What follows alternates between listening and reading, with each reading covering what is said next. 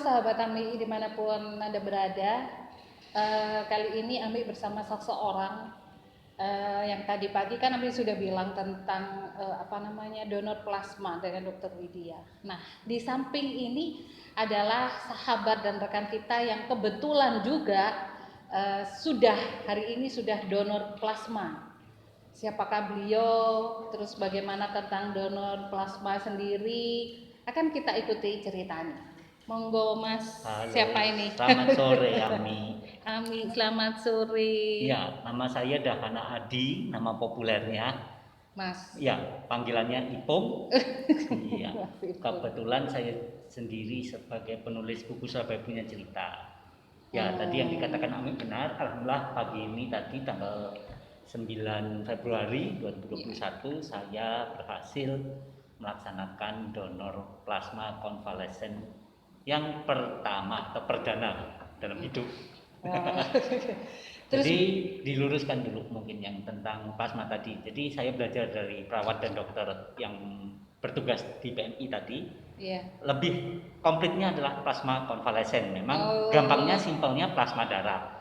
Tapi kita perlu tanamkan juga yang lengkapnya adalah plasma konvalesen. Tidak salah kalau menyebut plasma saja, tapi lebih lengkapnya plasma konvalesen karena ada beberapa penyakit lain yang juga membutuhkan plasma. Jadi biar tidak rancu. Jadi ketika untuk COVID ini yang dibutuhkan adalah donor plasma konvalesen atau PK.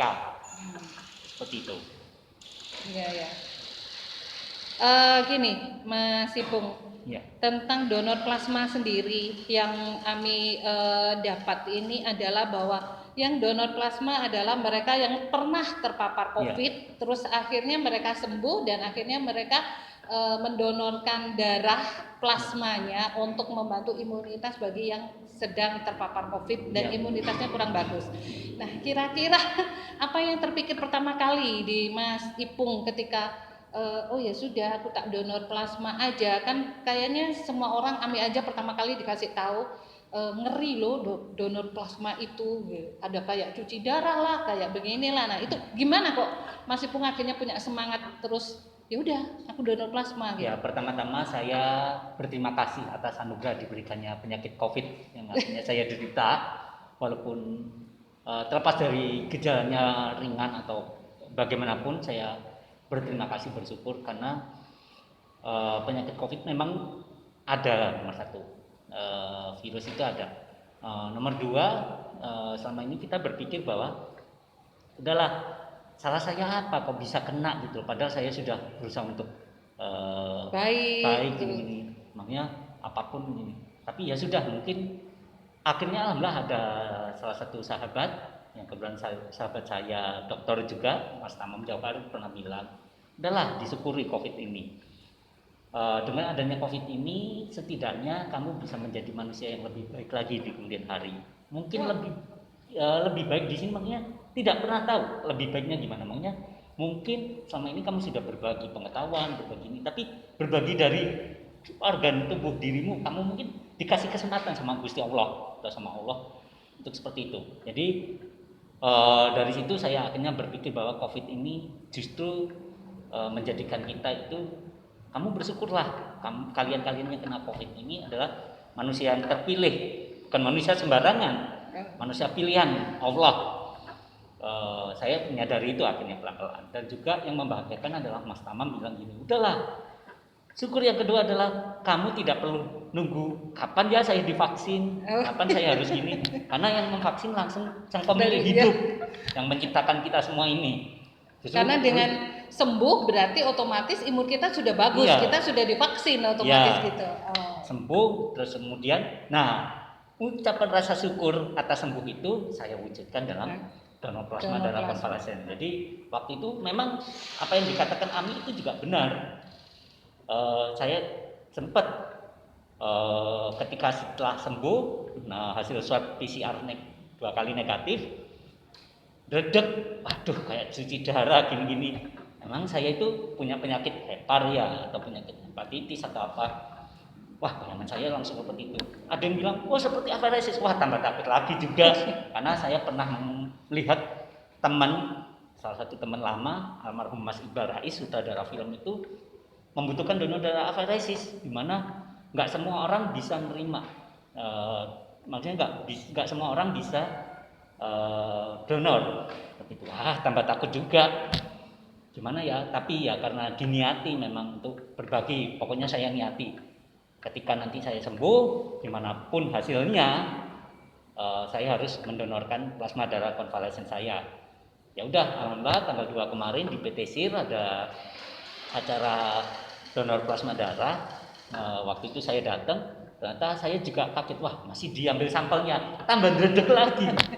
Aduh, Mbak, ini kemungkinan besar saya bisa lolos atau enggak? Ya enggak tahu Mas, nanti diambil sampelnya ini untuk dilihat. Aduh, jangan-jangan karena setelah saya beraktivitas lagi nanti malah nggak bisa. Kan mengingat apalagi ada kata-kata, oh nggak semua orang bisa mendonorkan plasma darah. Tapi saya nggak tahu ya kenapa kok di balik rasa takut itu ada rasa kayak udahlah bisa. Menggebu-gebu untuk bisa. Iya, kepingin bisa.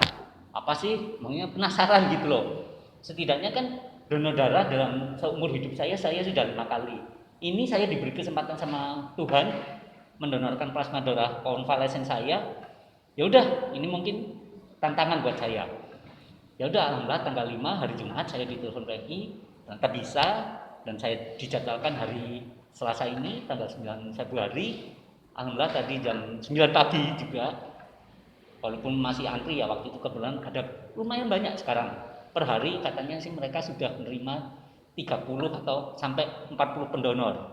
Mas Ipung, apa yang menginspirasi Anda untuk begitu gigih bahwasanya ketika saya sembuh, saya ini akan mendonorkan plasma saya? Padahal bagi bukan kita mau menjudge ya, tapi kebanyakan dari mereka itu jarang yang punya pikiran hampir sama. Ada, tapi tidak seperti jenengan dalam artian, oh ya nanti aku akan bantu ya biasa aja, tapi kalau jenengan kan nggak begitu, pokoknya harus aku ini, pokoknya sembuh nanti aku harus gitu loh.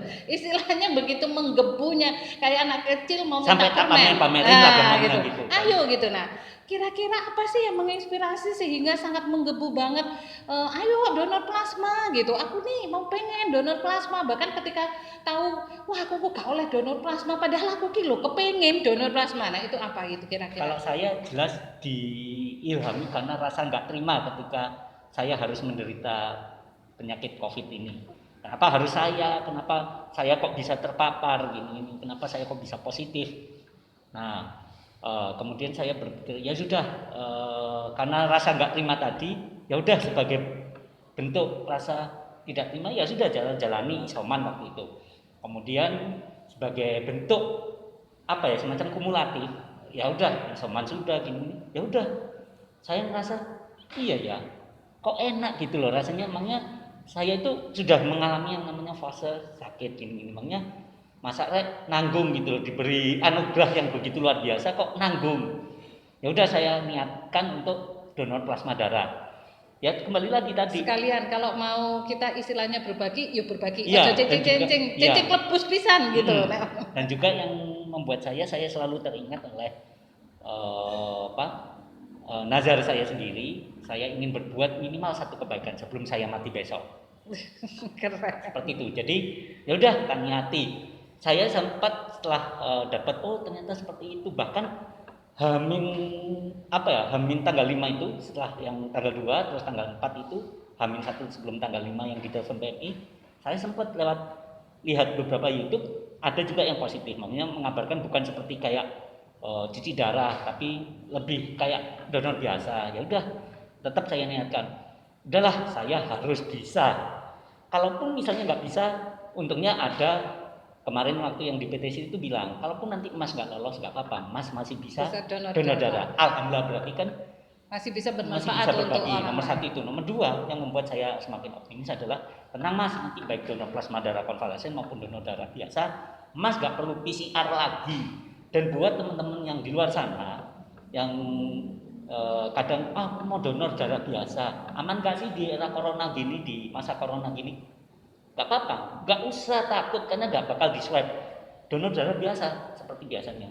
Nah, Hamin 1 sebelum tanggal 5 itu menggebu, terus Hamin 1 sebelum tanggal 9 ini pun juga, udahlah, ayo aku pingin. Kenapa? Nanti Setelah saya donor, saya akan share foto-foto ini kemana-mana. Maksudnya menumbuhkan optimisme bahwa bangsa ini bisa maju, bahwa diri ini bisa melawan rasa sakit.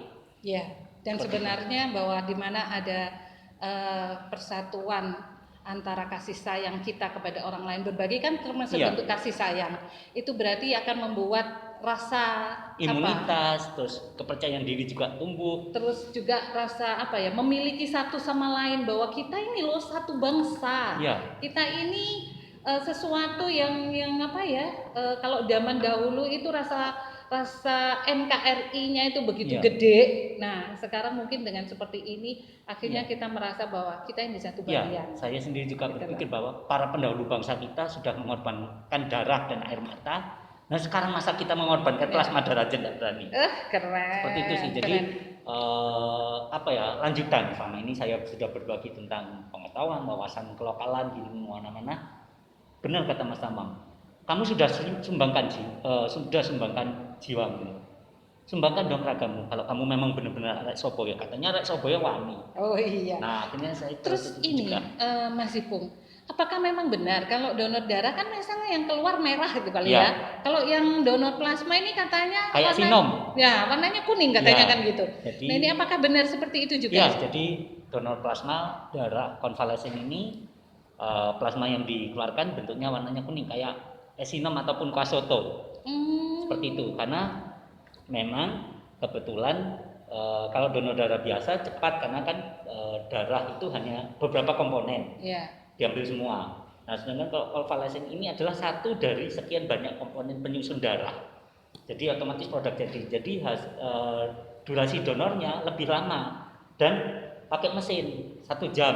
Wih, lama juga ya. Kalau kan donor darah kan ya. cuma 15 menit aja udah selesai. Mikirnya tadi juga gitu, wah lama ya, saya ngapain juga.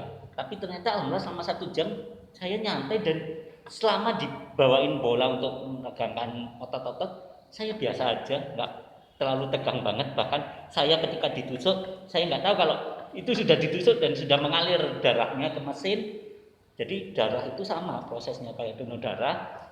Darah itu mengalir ke mesin, kemudian sama mesin diolah sedemikian rupa, otomatis karena mesin itu sudah dimasukin oleh data kita waktu kita screening sampel, itu sudah dimasukin nama Dahana Adi, alamat ini, terus tinggi badan segini, berat badan segini, kemudian ngambil sampelnya waktu itu berapa mili, jadi seperti itu, terus kekentalan darahnya seberapa, terus termasuk HB-nya berapa, sudah.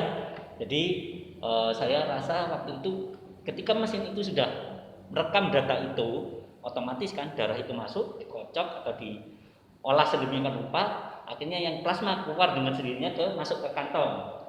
Yang darah merahnya kembali ke tubuh kita. Dan masih pun melihat waktu mesinnya.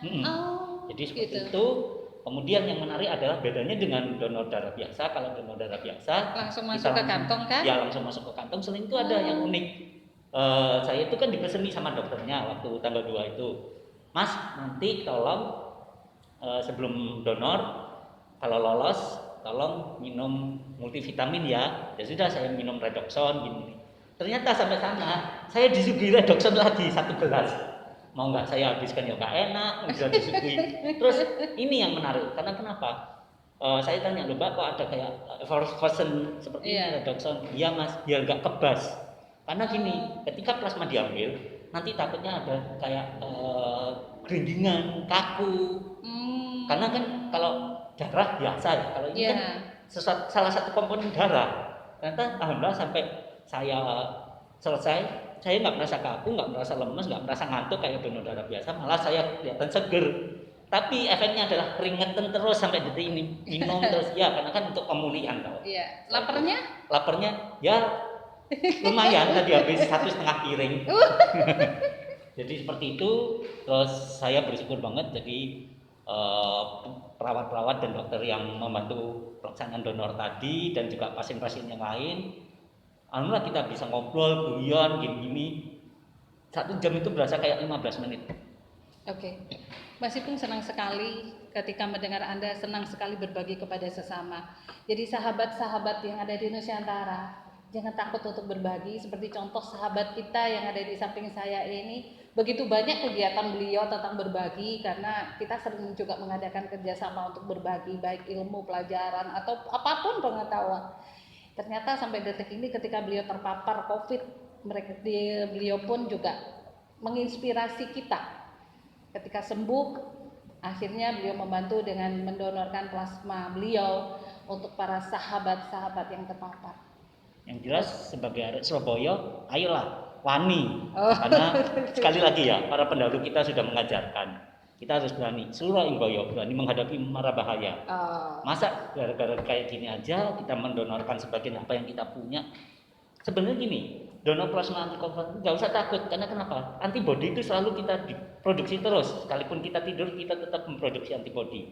Dan kalaupun kita sumbangkan sedikit, itu loh nggak ada apa-apanya dibandingkan antibodi yang kita hasilkan terus. Kedua, saya tadi belajar dari Gojek yang mengantarkan saya, Kak Papa Mas, saya juga sudah pernah kok plasma konvalesen. Iya, si tukang Gojek tadi ternyata sudah pernah.